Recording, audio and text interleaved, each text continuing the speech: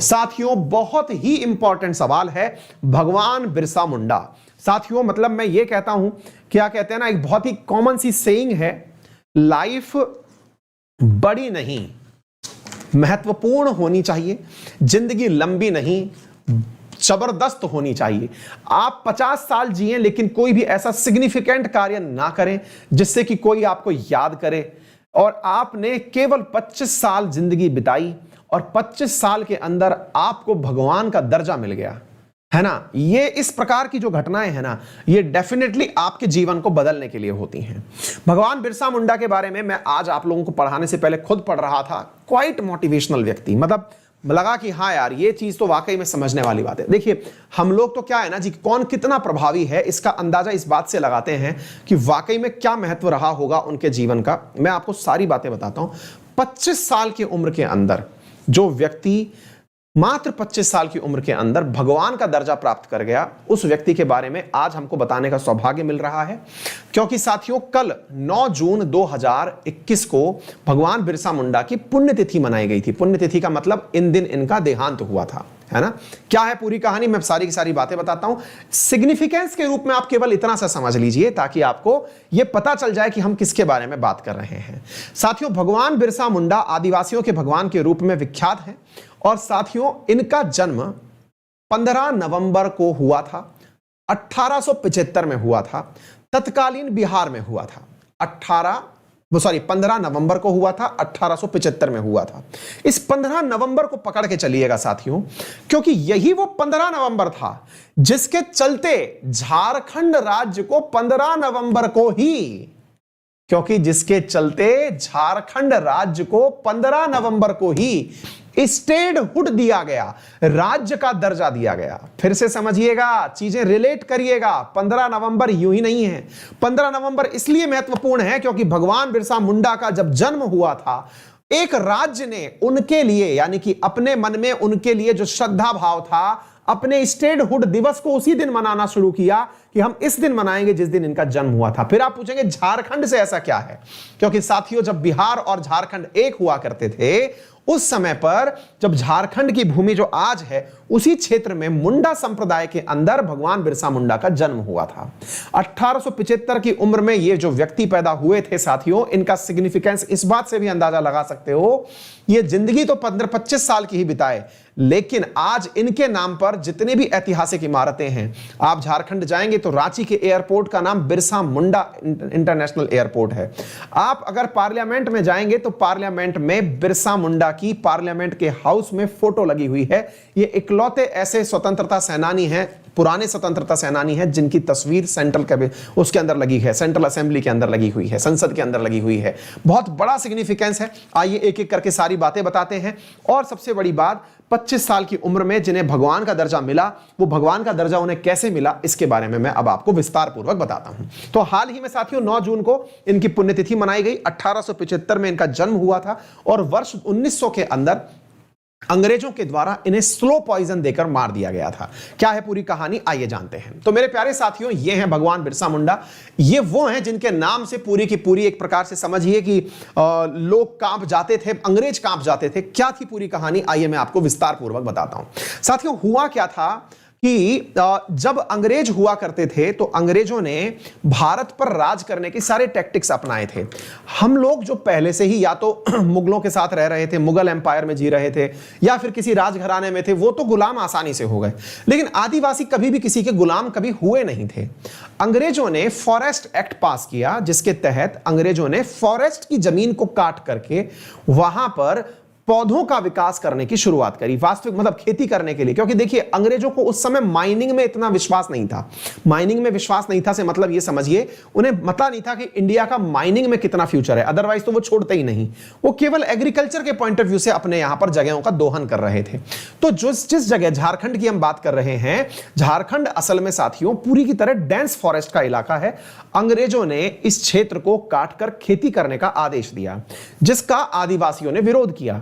आदिवासियों ने विरोध किया, लेकिन आदिवासियों के पास नेतृत्व का अभाव था। जब नेतृत्व का अभाव था तो ऐसी स्थिति में उनके विरोध को अंग्रेजों ने कुचल दिया।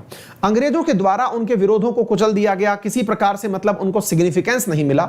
लेकिन 1875 के अंदर पैदा हुए बिरसा मुंडा जब मात्र 20 साल के हुए तो 1895 के अंदर इन्होंने नेतृत्व देने की बात करी। किसको नेतृत्व देने की बात करी? अपने उन सभी संप्रदाय के लोगों को जो कि इस समय फॉरेस्ट एक्ट का विरोध कर रहे थे, और इस कारण से इन्हें वहां के लोगों ने नाम दिया धरती बाबा का। किसका नाम दिया? धरती बाबा का इन्हें नाम दिया साथियों। और धरती बाबा के नाम से ये जो बिरसा मुंडा थे, इन्होंने साथियों अंग्रेजों की इस राजस्व व्यवस्था के खिलाफ लड़ाई करना शुरू किया। अपने साथ में सैनिकों को लेकर के इन्होंने पुलिस थानों पर धावा बोलना शुरू किया।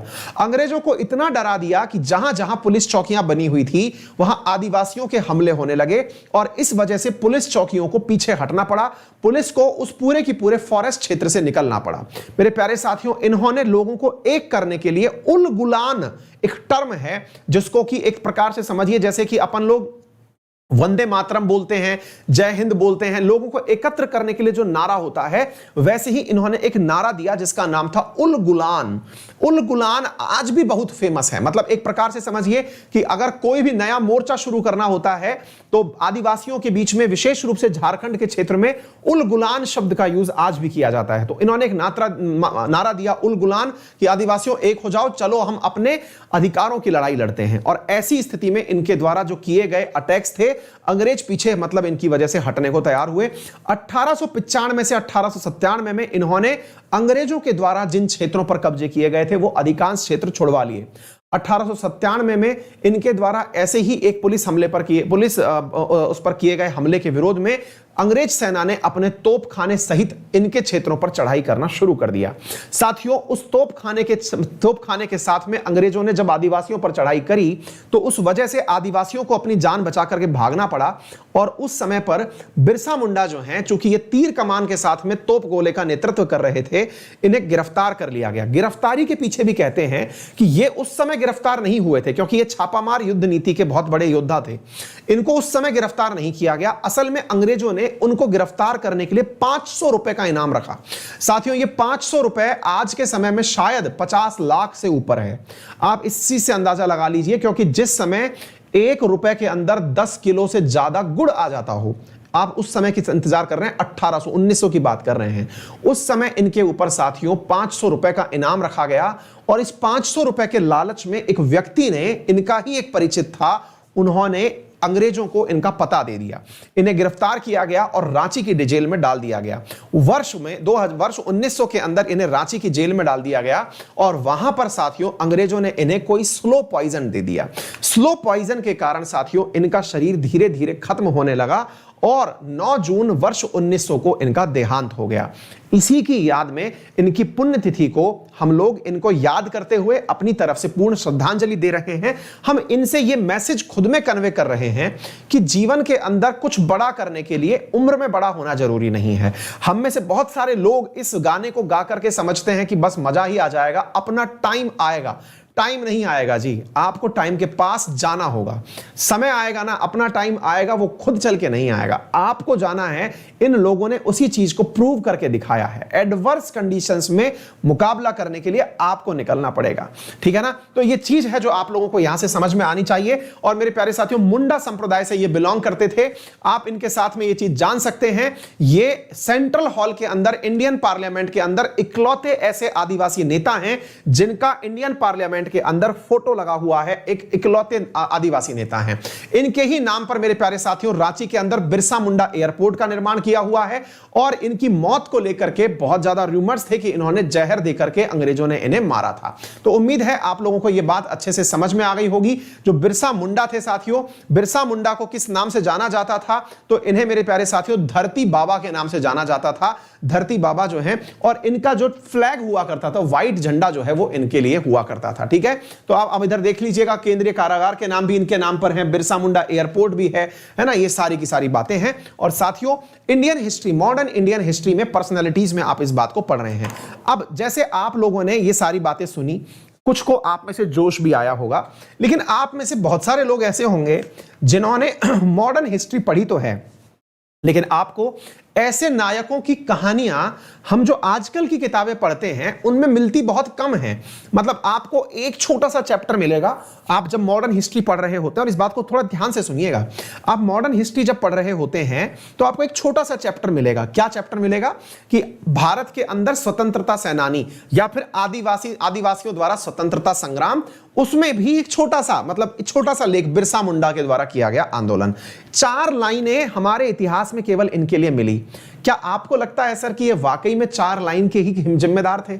मतलब जिनको देख करके झारखंड राज्य बना, वो झारखंड राज्य जो भारत का 40% मिनरल और 25% कोयला रखता है, जो इन्हीं के नेतृत्व में बना। यानी ये समझिए कि यही वो नायक हैं जिन्होंने मुंडा संप्रदाय को अलग राज्य की मांग के लिए या फिर क्षेत्र के संरक्षण के लिए प्रसारित किया, मोटिवेट किया।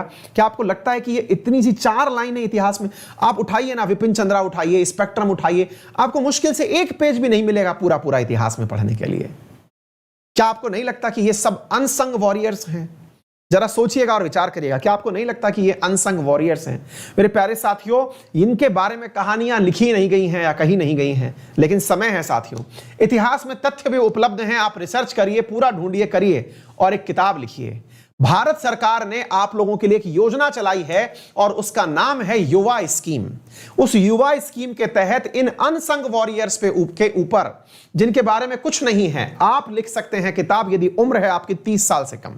मेरे प्यारे साथियों, भारत सरकार इस युवा कार्यक्रम के माध्यम से आजादी के अमृत महोत्सव पर वर्ष 2022 के अंदर होने वाली आजादी की 75वीं वर्षगांठ के अवसर पर ऐसे युवा 75 लेखकों को सम्मानित करने वाली है, युवाओं को सम्मानित करने वाली है, जो अनसंग वॉरियर्स पर या फिर जिनके बारे में इतिहास में लिखा नहीं गया, उनके बारे में कहानियां लिखें, किताबें लिखें, हिस्ट्री के साथ जानकारी लिखें और 30 साल से कम के हों। ऐसा करने पर उनके द्वारा लिखी गई जो पृष्ठभूमि है, उसका 15 अगस्त 2021 को भारत सरकार के प्रधानमंत्री के द्वारा उन लेखकों का नाम खुद के द्वारा बोला जाएगा। यह तथ्य भी मैं बता दूं, और एक तथ्य और मैं आपको बताना चाहूंगा साथियों, कि ये किताबें जो होंगी, इसमें लेखकों को 50,000 रुपए महीने 6 महीने के लिए प्रमोशन के रूप में भी पैसे दिए जाएंगे। उनकी किताब खुद सरकार छापेगी और किताब छापने के लिए जो जिम्मेदारी ली है वो है नेशनल बुक ट्रस्ट ने। किसने? नेशनल बुक ट्रस्ट ने जिम्मेदारी ली है। और मुझे सौभाग्य मिला है साथियों कि मैं जल्दी ही, विशेष रूप से आज या कल में ही, आप लोगों के साथ में नेशनल बुक ट्रस्ट के डायरेक्टर का इंटरव्यू खुद लेकर के आ रहा हूं अपने ही इसी चैनल पर। आप मेरे साथ में नेशनल बुक ट्रस्ट के द्वारा जिस पुस्तक का, जिस चीज का आप लोग पूरी की पूरी जो योजना है, मुझे सौभाग्य मिला कि उन डायरेक्टर का इंटरव्यू मैंने टाइम ले लिया है। अगर सब परिस्थितियां सही रही तो वो इंटरव्यू मैं लेके आऊंगा, जिसमें वो बताएंगे कि आप युवा स्कीम के लिए कैसे अप्लाई कर सकते हैं, कैसे आपको वह पुस्तक लिखनी होगी, किस प्रकार से आप प्रॉपर तरीके से इसमें पार्टिसिपेट कर पाएंगे, सरकार आपसे चाहती क्या है। साथियों, शिक्षा मंत्रालय के अधीन आता है नेशनल बुक ट्रस्ट, और नेशनल बुक ट्रस्ट के जो डायरेक्टर हैं वो जल्दी ही आपके सामने होने वाले हैं। मोस्ट प्रोबेबली आज मेरी एक मीटिंग है, उसके बाद मैं आपको कंफर्म करके उनके साथ में आपकी बात कर लेके आऊंगा। जितने भी आपके सवाल हैं उन सारे सवालों का जानकारी मैं दिलवाऊंगा। और भविष्य में रहा तो जो न्यू एजुकेशन पॉलिसी है उसके ऊपर भी मैं शिक्षा मंत्रालय की तरफ से किसी डायरेक्टर लेवल के या आईएएस ऑफिसर का इंटरव्यू आप तक लेकर के आऊंगा। तो कैसा रहेगा यह प्रयास, एक बार थम्स अप करके मुझे बताइएगा। क्या आपको यह सब बढ़िया लगेगा? मुझे जल्दी बताइएगा, ठीक है बेटा। चलिए, तो एक अच्छा प्रयास, जब हम लोग इतने अनसंग, मैं पुस्तकें तो नहीं लिख पा रहा हूं लेकिन आपको तो मोटिवेट कर सकता हूं, और आपके लिए जो प्रयास बन सकते हैं, क्योंकि विद्यार्थियों ने मुझे कहा था कि सर युवा स्कीम के बारे में डिटेल वीडियो बनाइए। तो अभी मुझे दिल्ली जाना था, तो मैं दिल्ली जाके भी आया, फिर मैं मुख्यालय गया, एनबीटी के यहां गया, डायरेक्टर साहब के पास गया, फिर जाके वहां बात करी कि सर हमारे आप बच्चे हैं और वो जानना चाहते हैं कि ये है क्या। तो फिर उन्होंने कहा ठीक है, आपके लिए हम ये काम कर सकते हैं। तो देखते हैं आज अगर ये काम बैठता है तो मैं आज या कल में आपके सामने वो इंटरव्यू लेके आने वाला हूं, है ना। मैं बता दूंगा जैसा भी रहेगा। कोर्सेज हैं, इसके अंदर यूपीएससी और एसएससी दोनों ही जगह मेरे सब्सक्रिप्शन वैलिड हैं। एसएससी में अभी ऑफर चल रहा है कि 1 साल के साथ में आपको क्या कहते हैं 4 महीने का एडिशनल सब्सक्रिप्शन दिया जा रहा है। यूपीएससी में जल्दी ही कोई ऑफर आएगा तो मैं आपको जरूर बताऊंगा। एक ऑफर की चर्चा तो है कि आप लोगों के लिए जो सब्सक्रिप्शन है, अभी तक हमने कल तक का तो आपको बता दिया था, जिन्होंने एनरोल किया ठीक है। एक सब्सक्रिप्शन ऑफर और प्लान किया जा रहा है, वो ये है कि आने वाले टाइम में हो सकता है मेंस के लिए भी सब्सक्रिप्शन ऑथराइज कर दिया जाए। तो मेंस के लिए भी, मतलब मेंस तक, टिल मेंस सब्सक्रिप्शन, तो अपने आप में वो एक अनोखा होगा, जरूर आपको उसके बारे में भी बताएंगे। और जल्दी ही जो मैं आपको बताया कि मैं वीडियो मीटिंग करूंगा वो आपके सामने आ जाएगी यूआई स्कीम के बारे में, ठीक है। और क्लासेस के बारे में बता दूं कि हमारी क्लासेस लाइव भी रहती हैं, रिकॉर्डेड भी रहती हैं, आप दोनों प्रकार की क्लासेस देख सकते हैं। लाइव क्लास तो पढ़ ही सकते हैं, पुरानी क्लासेस भी मल्टीपल टाइम देख सकते हैं, पीडीएफ प्राप्त कर सकते हैं, जो भी पढ़ा गया है उसको पूरा डाउट के साथ क्लियर कर सकते हैं। एक ही सब्सक्रिप्शन से उस कैटेगरी में जितने भी एडुकेटर्स हैं उनकी क्लास पढ़ सकते हैं। मेरे सब्सक्रिप्शन कोड से किसी भी कैटेगरी के अंदर कोर्स परचेज कर सकते हैं, वहां पर उपस्थित सभी टीचर्स को आप पढ़ सकते हैं। ये तमाम चीजें आपके लिए उपलब्ध होती हैं, ठीक है। करना क्या होगा, गूगल प्ले स्टोर पर जाइए, अनअकैडमी लर्निंग ऐप इंस्टॉल करिए, मोबाइल नंबर से रजिस्टर करिए, गोल सेलेक्ट करिए, फीस के ऑप्शन पर जाइए।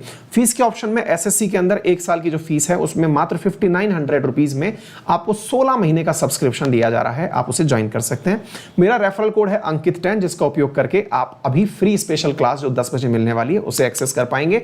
और हाँ, इसके अलावा जो एक चीज है वो ये कि अगर कोई भी दिक्कत फिर भी रह जाए तो मैं तो हूं ही, आप मेरे साथ कनेक्ट कर सकते हैं मेरे टेलीग्राम चैनल अंकित अवस्थी सर पर। इसके डिस्क्रिप्शन में वो सारी डिटेल्स हैं जिससे आप मेरे तक पहुंच सकते हैं, है ना। क्लास की पीडीएफ और क्लास की नोटिफिकेशंस के लिए आप इसे फॉलो कर सकते हैं। थैंक यू सो मच, मिलते हैं फिर आप लोगों से।